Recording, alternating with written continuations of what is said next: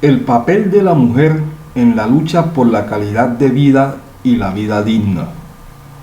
Siempre que se hable del papel de la mujer en la lucha por la calidad de vida y la vida digna, hay que recordar cómo en las sociedades antiguas y también en algunas culturas, las mujeres siempre han sido referenciadas en actividades domésticas y el cuidado de la familia, siendo las cifras casi parejas de acuerdo a la publicación realizada en enero 5 del 2011 en la revista digital de Portafolio. La mujer ocupa un 49.5% de la población mundial. Sin embargo, en los textos siempre aparecen destacadas personalidades, pero en un porcentaje muy alto al sexo femenino, o sexo débil, como se conoce discriminatoriamente. No tiene la misma acogida en una sociedad netamente machista.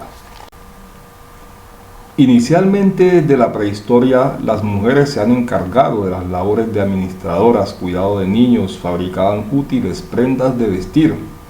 Cuando aparece la escritura, se pasa a la edad antigua, el hombre se dedica a la guerra y a la política, mientras que la mujer fue más recluida y dedicándose más a las actividades de la casa y la familia.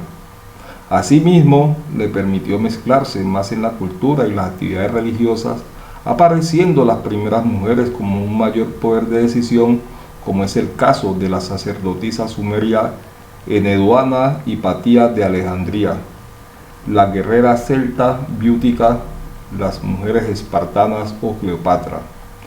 En Grecia y Roma, las mujeres eran educadas, pero estaban fuera de la política. En segundo lugar, en la Edad Media, una etapa oscura y negativa para las mujeres, quien fue vista como la figura del pecado. Según el Génesis, fue Eva quien mordió la manzana del Edén. La educación fue más exclusiva de hombres y las labores de la casa se acentuaron más en las mujeres y la familia.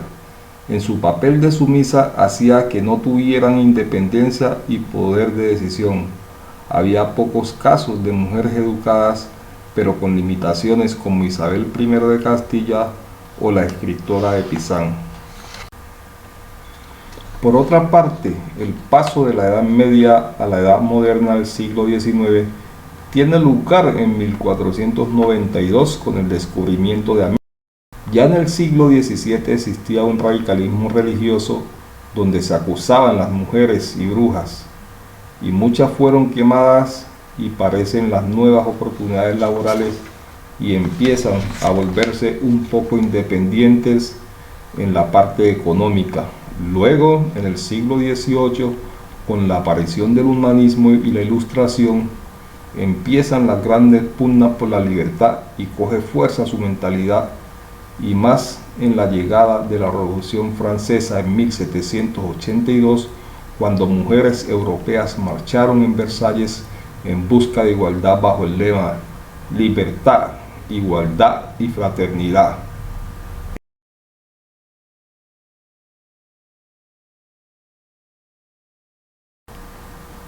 Sin embargo, el mayor logro fue la Declaración de los Derechos de la Mujer y de la Ciudadanía, escrita por Olympe de Gouges en 1791. Ya en el siglo XIX las reclamaciones fueron más fuertes y se empieza a forjar una corriente que fue llamada feminista. Las ciudades se industrializan, el progreso es mucho mayor, pero igual la mujer mantiene limitada, por ejemplo, en las universidades. El voto era exclusivo para los hombres. Nueva Zelanda se convirtió en el primer país del mundo en reconocer el sufragio femenino. Poco a poco se fueron uniendo más naciones. Por ejemplo, 13 años después, Finlandia fue el primer país europeo en el que las mujeres votaron. En Latinoamérica, el título le corresponde a Uruguay, que lo aprobó en 1917. Un año después, se permitió que las mujeres mayores de 30 años votaran en Inglaterra. En 1920 se otorgó este derecho en Estados Unidos, 24 años después en Francia y finalmente, el 17 de octubre de 1953, se aprobó en México. 60 y 70, los jóvenes rechazaban su actualidad en ese momento y se empieza a forjar una revolución feminista en busca de igualdad. la mujer más consciente de su maltrato y discriminación en todos los aspectos, y todo fue cambiando, dejando claro que en muchas culturas todavía existen muchas limitaciones.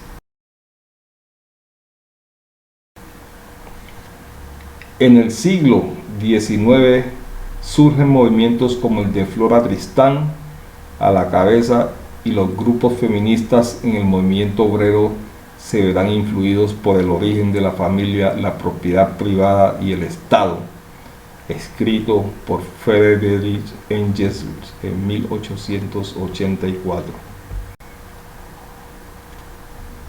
Llega el feminismo de la tercera ola radical, exigiendo igualdad entre hombres y mujeres. Se promueven los derechos de las mujeres sobre su cuerpo. Simone de Beauvoir publicó en 1949 Ni una menos, 2015, Argentina.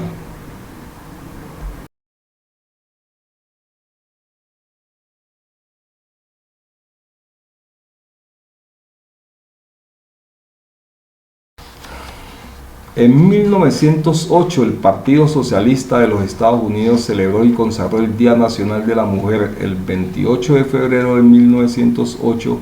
Ese día las protestas en las calles sucedían bajo el lema Pan y Rosas. El pan simbolizaba la seguridad y la rosa la calidad de vida. En 1910 llegó con cambio significativo la Segunda Conferencia Internacional de la Mujer Socialista, reunidas en Copenhague, en la que reiteró el derecho femenino al voto y se proclamó el voto unánime. El 8 de marzo de 1977, la Asamblea General de la ONU presentó el 8 de marzo como Día Internacional por los Derechos de la Mujer y la Paz Internacional para conmemorar la lucha histórica por mejorar la vida de la mujer.